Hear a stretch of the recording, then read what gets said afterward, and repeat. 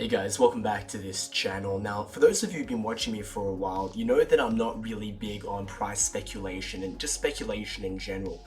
My primary focuses are teaching people how to use cryptocurrency for its primary utility, which is a peer-to-peer mode of transacting, and using it to help you debank, that is to reduce your reliance on centralized banking systems. That being said, as we go into the primary bull cycle, which is going to happen next year, which is only about 5 months away, I think it is in fact worth discussing what is actually going to happen with Bitcoin, and in fact discussing some of the narratives that are likely going to pop up in next year's cycle. So when I say narratives, what I mean is that every bull cycle, there's a particular narrative that drives or accompanies the massive price rise. And it's my opinion that first and foremost, these price rises are fundamentally a result of the supply going down due to the Bitcoin halving. So every 4 years, the mining rewards are cut down in half, and there's a supply shock that isn't really felt until a year later. However, at the same time, there's going to be news stories that are going to accompany this fundamental change and cause the price to go much higher as speculation will swirl around the narrative that is established in the media. So I want to discuss what this narrative is going to be, and it's what I like to call a $1 million narrative. So $1 million has kind of been in the scope of the Bitcoin prophecy well back to its founding era. And it's my belief that it's actually possible that we could see this much sooner than we could possibly imagine. And this is going against even what I originally thought to be the case as well. And it's got to do with a lot of the developments that are happening politically and geopolitically, financially in the world right now. So to give an example about like some of the cycles, like last cycle, if you remember, there was Elon Musk buying Dogecoin, shit posting about this kind of stuff, saying that people could buy Teslas with Bitcoin. There was also the COVID payouts. A lot of people were getting an influx of cash because of COVID. It was a big injection. And this is also paired with the fact that for the past since the recession, we've had low interest rates, so money is just the money printer has just been going on, and I think this was the like a huge. I guess like a really big instance of that, and what 1/3 of all money was printed during that time. So that was a big fundamental reason for it to go up. So everyone got all this money, they started investing in meme stocks and cryptocurrency. The other one was El Salvador. Actually, I'll talk about that one last because this is very relevant to this video. But then there was a DeFi craze where everyone started investing in DeFi coins, and everyone thought that DeFi was going to replace other financial instruments that allow them to get a yield on their money. But yeah, so El Salvador, this is a really big one because this was the first time in which a country adopted Bitcoin as a national currency. And this has kind of been in the works. This has been in the scope of the Bitcoin prophecy for many years. And of course, naturally, it's going to happen in a much smaller third world country as opposed to a developed nation. But this is a really big deal. So the question is the adoption of Bitcoin by El Salvador, has that set a precedent for this kind of thing to happen in the future? I'm going to make the argument in this video that that is the case, and it's just around the corner.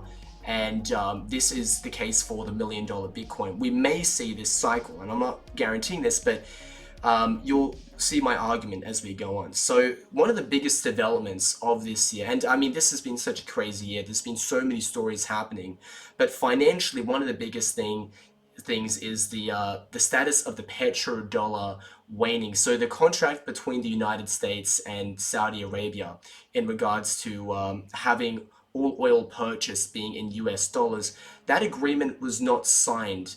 And it looks like Saudi Arabia is going to join up forces with the other BRICS nations to do deals in their own currency. Now, this doesn't seem like an automatic death blow because people will still continue to go in this with the status quo. And the BRICS currencies aren't fully formed yet. They're working on a system. But long term, this does seem like it's going to have really serious repercussions because most US dollars, for instance, there's apparently more $100 physical cash bills in Russia than in America. There's a huge need for US dollars to exist outside of the place it originated from, because people need it to buy things, particularly oil. So they need oil to buy petrol from Saudi Arabia. But once this monopoly, the constrictions of this monopoly goes away, the question is, are countries and large institutions globally going to still be holding large reserves of US dollars if they don't need to use it for its primary utility, which is to buy oil? Well, the idea is, it's called dollar milkshake theory, is that if they don't need these US dollars, then they'll trade them back for whatever, right? Which means those US dollars will eventually have to go back to the United States. They'll maybe get their own national currency, or maybe they'll use it to buy gold or whatever, stocks, who knows. And then there'll be an influx of US dollars heading back to the United States. This will cause inflation, and then hyperinflation, particularly as the dollar becomes worth less and less. People will then have to buy into other hedges, such as Bitcoin, in order to safeguard themselves. And this is another narrative for how Bitcoin could get to $1 million. Now, this is a developing situation, and just because this is a trajectory, that doesn't mean that we're just going to blindly go along in that trajectory, particularly if it's a long-term outcome. This doesn't mean that we're just going to blindly go down this slide, and lawmakers in America aren't going to have some kind of plan for this. I think it's they're going to react to it.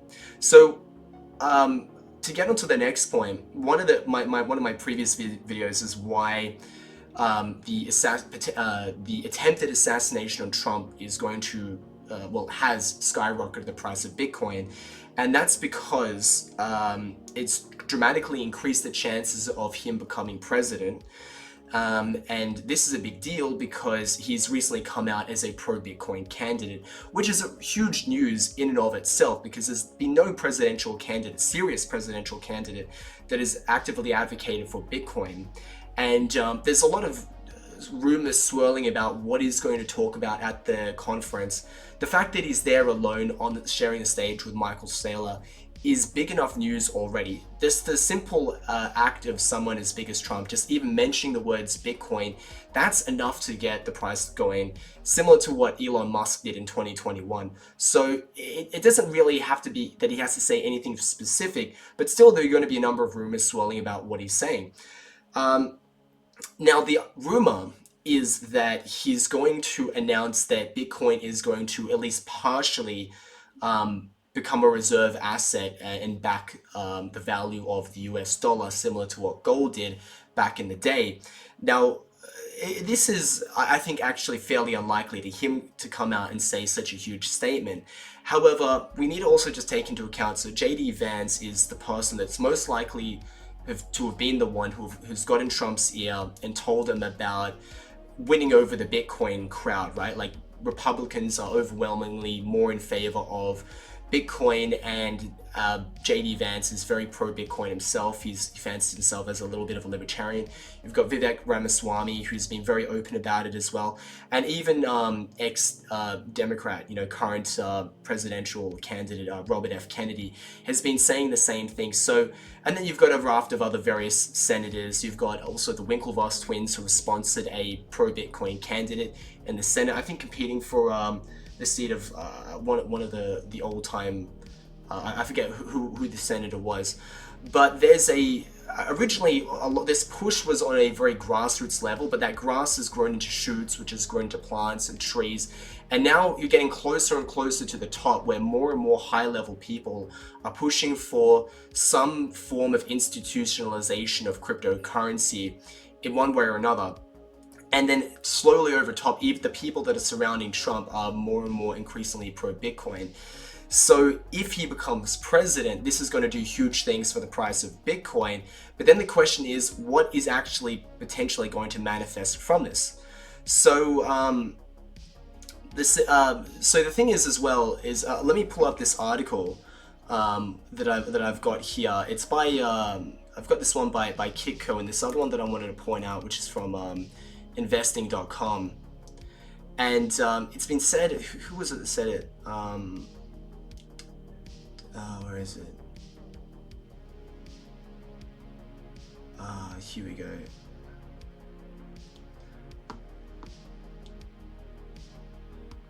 Uh, duh, duh, duh, duh, duh, duh, duh, duh, duh. Sorry, forgot the part where was that, but yeah, Trump was basically saying that the crackdown in Bitcoin is just going to help China and Russia, which is just kind of a rhetoric that I don't think is really that necessary. You know, constantly bashing Russia and China for them not doing the same things they're doing. But the idea, as far as I can tell, is that BRICS are trying to establish a competing hegemon for currency, and that's going to be its own BRICS currency. It's going to be a basket of the currency of various BRIC nations, and Russia and China are also working on their own gold-backed currencies. So the basket of BRICS currencies are ultimately going to have at least somewhat of a partial backing by gold. And in this modern day and age where the petrodollar status has declined, and with Trump basically decrying globalism, it's unlikely that the US dollar will be able to be backed by the military. If we see a decline in the America's desire to become the global police, it's unlikely that the US dollar can continue to be backed by the military, aka if a country decides that they're going to sell their oil in another currency, that country is unlikely to be invaded in the future, I think, as America retreats into itself. That being said, it's still a huge existential threat if you've got other competing currencies, because there's all these US dollars floating in the world, which was a way of exporting US inflation to other countries who needed those US dollars to buy oil. If they're not going to buy oil anymore, then we're going to have the problem that I discussed previously. All those dollars are going to come back to the US, potentially causing hyperinflation, and also it's going to be really bad for the US in a number of other ways. So there needs to be a way to maintain the competitiveness of the US dollar, because there's going to be an alternative that's going to come out very soon.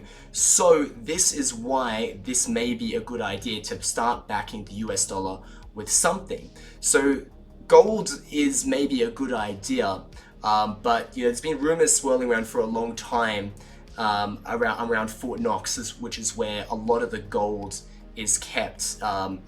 But that hasn't been audited in a really long time, and the rumors are that that money has basically been long gone. So whatever the US dollar, whatever the US Treasury says it has in gold reserves is probably highly inaccurate. They might not even have much, but what they can do is they can start backing it with Bitcoin. The reason why is because the US dollar is actually one of the largest holders of Bitcoin in the entire world. You may not know this, but according to this article, where is it here?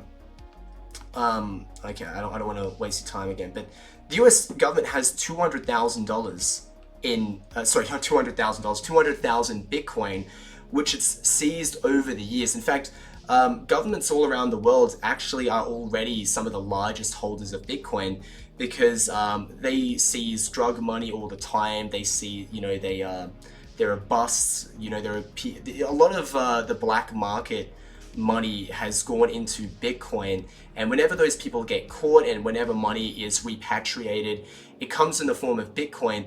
And so there's governments all around the world that have huge amounts of Bitcoin, but there aren't really any laws about what they should do with it, and it's not really clear or obvious that the government would just immediately just take it to the spot exchange and sell it. This stuff is complicated. There aren't even any laws around how to deal with this kind of situation. So a lot of them have been sitting on huge reserves of Bitcoin, and they're just kind of waiting for the order. Like, what do we do with it? Some countries will just sell it, but you've got countries like Hungary, which just have huge amounts of Bitcoin from all these busts, and it's just going to be a matter of time before they institute laws that allow them to start using them. But the path of least resistance, particularly for the United States, is instead of just selling them and using it for whatever, they can just create a law that says Bitcoin is now going to be something that we can have in our strategic reserve assets, and they would just have to reallocate that Bitcoin for its purpose, and that would be it. Now, $13 billion, as far as the US Treasury is concerned, is not a lot of money. 200,000 Bitcoin, I calculate, is what, like 13 billion US dollars. It's not that much money. For a smaller country, it'd be a lot of money, but for the US, it's absolutely nothing. I mean, what's the GDP of the US here? It's like 20 billion, right? So $13 billion is not a lot of money, but it's just enough, for them to kind of get their foot in the door and, maybe start slowly building up. And that money may increase in the future. But the big thing is that's going to change is simply the fact that this is the most high-level institutional adoption that Bitcoin has ever received. It's got the approval of the highest order in the land. What is that going to do to the price of Bitcoin, and how is that going to cause other countries to react? If America decides that Bitcoin is good enough to put in their strategic assets, what do you think China and Russia are going to do if they're responsible for trying to create an alternative to the US dollar? They're trying to create a BRICS currency that's going to be backed by assets, primarily gold.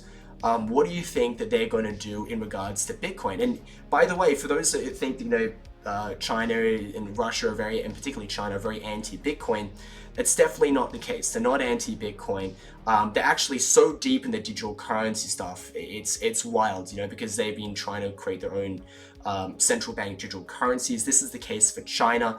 But there's a fairly thin membrane between digital currencies and Bitcoin. Digital currencies ultimately evolved from cryptocurrencies.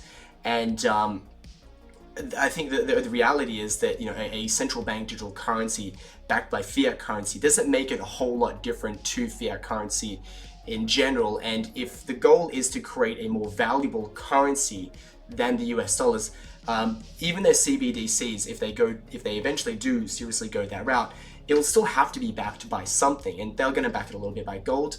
Maybe they might even just start backing it a little bit by Bitcoin, and it's little bit by little bit, right? How's this going to affect other countries, right? And the long-term theory of this goes is that if Bitcoin becomes institutionalized at such a high level, to the point where more and more countries start buying to keep up with some of these other countries who are backing their currencies with not just air, but with actual real-world assets like Bitcoin, how many other countries are going to start putting Bitcoin on their own balance sheets? But here's the thing, this is the really big thing. How many more countries out there are going to start printing money in order to buy more Bitcoin? And this is where we get to the new $1 million narrative. If Bitcoin becomes on the balance sheet of the US Treasury, and it starts to help back the US dollar, and then maybe you start to have its competitors start to do the same thing. Then you have smaller countries do the same thing. The price goes up more and more. The value of fiat goes down more and more. What's the death spiral happens when countries start printing money in order to buy more Bitcoin, and then a death spiral will occur where fiat will become worth less and less. Inflation will skyrocket. Hyperinflation will likely ensue. More and more people start wanting to jump ship, and governments may be the ones that lead the way. They're the first rats actually to jump ship, and then everyone starts to follow, and then we've got total Bitcoinization. Now, this is a narrative that I think will be a narrative this year. I don't think that it'll play out. So when I say this year, I mean this year or next year. This will be a narrative, but I don't think this is something that's going to totally play out at this exact time. Like this I'm sure is going to take years and years for it. But like many meta narratives, like in tech, people will start talking about these things years in advance. There'll be a massive speculation bubble.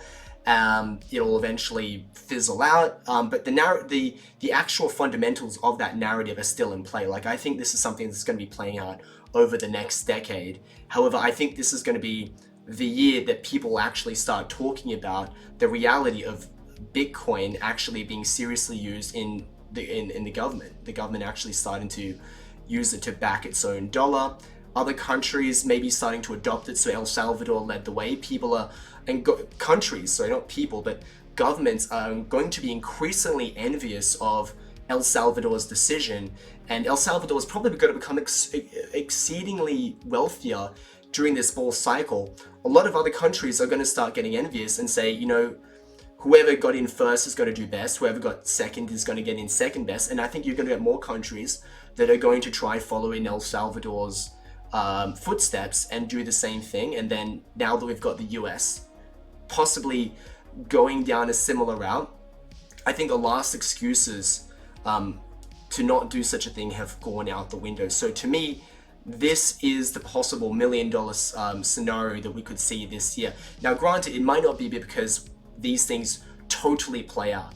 It might not actually happen this year, but the narrative itself might be enough to cause such a speculative bubble that we could potentially see, a $10 trillion market cap in Bitcoin. We might get to $500,000 or even $1 million by the end of next year. But it's all speculation, and I don't like to encourage my viewers to speculate. I'm the guy that just likes to talk about the utility of Bitcoin, how to use it to buy and sell things, and that's primarily what my channel is about. And if you're interested in learning how to debank, how to use Bitcoin to buy and sell things via peer-to-peer trading, you can sign up.